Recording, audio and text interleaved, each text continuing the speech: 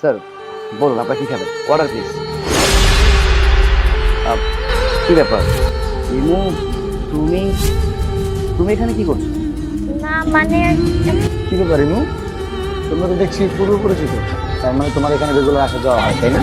না না ভাইয়া, আসলে তেমন কিছুই না। ইমু আর আমি হচ্ছে স্কুল ফ্রেন্ড, তাই আমরা দুজনেই একে অপরকে অনেক আগে থেকে চিনি, এর চেয়ে বেশি কিছুই না। ও আচ্ছা আচ্ছা। তাহলে তুমি তার স্কুল ফ্রেন্ড, তাহলে তো তুমি আমারও ফ্রেন্ড। তুমি একটা কাজ করো, বসো, আমরা একসাথে আড্ডা দিই।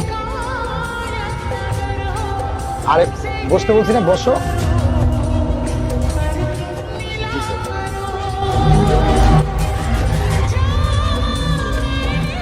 হ্যাঁ, তুমি হচ্ছে ওর স্কুল ফ্রেন্ড আর আমি হচ্ছে ওর বয়ফ্রেন্ড। আচ্ছা, তাহলে আপনি হচ্ছেন ওর বয়ফ্রেন্ড। দেখ, ব্যাপারটা জেনে খুবই ভালো লাগে। তো কতদিন ধরে আপনারা রিলেশন আছে? আমরা তো এই তো প্রায় 8 মাসের মতো, তাই না ইমু? হ্যাঁ হ্যাঁ 8 মাস হবে। 8 মাস যাবত তো আপনার রিলেশন আছে, তাহলে বিয়ে তো নিশ্চয়ই খুব রিসেন্ট করছেন। হ্যাঁ, বিয়ে তো অবশ্যই করব। আর বিয়ে করলে আমি ওকে করব, কারণ ওকে আমি অনেক ভালোবাসি। আর আমি আমার লাইফে ওকে ছাড়া কাউকে চিন্তাও করি না। আপনাদের এই ব্যাপারটা জেনে খুবই ভালো লাগলো যে আপনারা রিলেশনে আছেন। আচ্ছা, বাই দ্য ওয়ে, আপনি কি ম্যারিড নাকি ব্যাচেলার? না আমি ম্যারিড, না আমি ব্যাচেলর। মানে বুঝলাম না। বাইরে আমি আপনাকে বুঝিয়ে বলছি। আমার ওয়াইফ আমাকে ছেড়ে চলে গেছে। ওয়াইফ ছেড়ে চলে গেছে, কিন্তু কেন? আমি হচ্ছে সামান্য একজন বেকার, কয় টাকাই বা বেতন পাই। আর আমার স্ত্রীর অনেক স্বপ্ন ছিল, তার স্বপ্ন পূরণ করার জন্য যে এফোর্টটা দেওয়া উচিত, আমার মতো একজন সামান্য বেকার সেই এফোর্টটা কই থেকে দিলে বলেন তো? যার কারণে এরকম একটা অযোগ্য সম্পূর্ণ লোকের কাছে গিয়েই বা থাকে। এর কারণে আমার ওয়াইফ। আপনার সাথে একদমই কাজটা ভালো হয়নি, আপনি একদম মন খারাপ করবেন না। সত্যি বলতে আপনার ওয়াইফ আপনাকে ডিজার্ভ করে না। যদি ডিজার্ভ করতো তাহলে আপনাকে কখনো ছেড়ে চলে যেত না। তুমি তো আমাকে কখনো ছেড়ে চলে যাবে না। না না আমি কেন চলে যাব? যাক, আপনাদের এই ব্যাপারটা দেখে আমার খুবই ভালো লাগছে।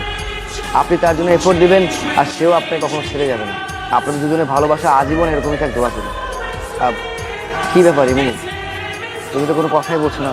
এমন মনে হচ্ছে যে স্যার আর আমি প্রেম, আমরা আগে থেকেই চিনি, আমাদের দুজনের মধ্যে কথা হচ্ছে। তুমি কিছু বলো। হ্যাঁ বলো, কি অবস্থা তোমার, কেমন আছো? হ্যাঁ, আমি ভালো আছি। আর তোমাকে দেখে মনে হচ্ছে যে তুমি অনেক ভালোই আছো। বাই দ্য ওয়ে, আপনাদের দুজনের মাঝখানে কথা বলে আপনি হাজির হতে চাই। আপনারা আপনাদের সময়টাকে উপভোগ করুন। স্যার বলুন আপনাদের কি লাগবে? আচ্ছা, আমি অর্ডারটা নিই। আপনি আমার জন্য একটা কোক দেন। আর ইমু, তুমি কি খাবে? হ্যাঁ খুব নিয়ে যাও। আচ্ছা ঠিক আছে, তাহলে দুটোই কোক দেন। ঠিক আছে।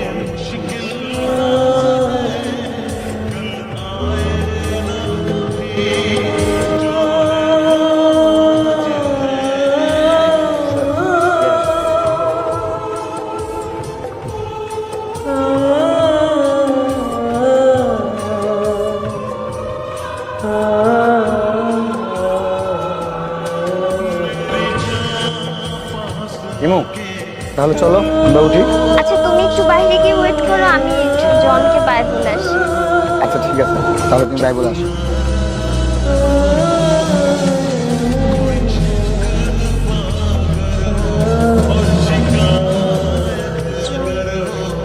প্লিজ আমাকে বলে দাও। ক্ষমা করবো আমি তোমার। তুমি ভাবলে কি করে তোমার মতো একটা বিশ্বাসঘাতককে আমি ক্ষমা করবো? গত 8 মাস যাবত তুমি একটা রিলেশন আছো, অথচ দিনের পর দিন তুমি আমাকে মিথ্যা কথা বলে আমাকে ঠকিয়েছো, আমার সাথে বিশ্বাসঘাতকতা করেছো, যেটা কখনোই আমি তোমার কাছে আসি। আমি তোমাকে কখনোই ক্ষমা করবো না। জন আমি ওকে ছেড়ে দিব, এই মুহূর্তে আজকে আমি ছেড়ে দিব ওকে, প্লিজ আমি তোমাকে ছাড়া থাকতে পারবো না। কি বলে তুমি ছেড়ে দাও? আরে ওকে যদি তুমি ছেড়ে দাও তাহলে তুমি যাবে কোথায়, কার কাছে থাকবে? যাবো কোথায় মানে? বুঝতে পারছো না? একটা মানুষ দিনের পর দিন আমার সাথে মিথ্যা কথা বলে গেছে, আমাকে ঠকিয়ে গেছে, তারপরেও তুমি কিভাবে চিন্তা করো যে আমি তোমার সাথে সম্পর্ক রাখবো? আমি তোমার সাথে আর একটা মুহূর্ত থাকতে চাই না, কারণ আমার বিশ্বাস, আমার ভালোবাসা সব কিছু তুমি নষ্ট করেছো। তোমার মতো মেয়ের সাথে থাকা কোনো কষ্ট নেই। তুমি সব সময় তোমার স্বপ্ন পূরণের দিকে তাকাও। তুমি সব সময়ের জন্য তোমার স্বপ্ন পূরণে ব্যস্ত ছিল, আর যা আমি কখনোই পূরণ করতে পারিনি। ওই মানুষটা অ্যাটলিস্ট তোমার স্বপ্ন পূরণের জন্য সব কিছু করছে। ওই লোকটাকে তুমি ঠকিয়েছো। আমাকে যেভাবে তুমি ঠকিয়েছো, দয়া করে ওকে তুমি please last time please please, তোমার কাছে হাত জোর করে ওয়েট করছি, আমার সামনে আর দাঁড়িয়ে থেকো। চল।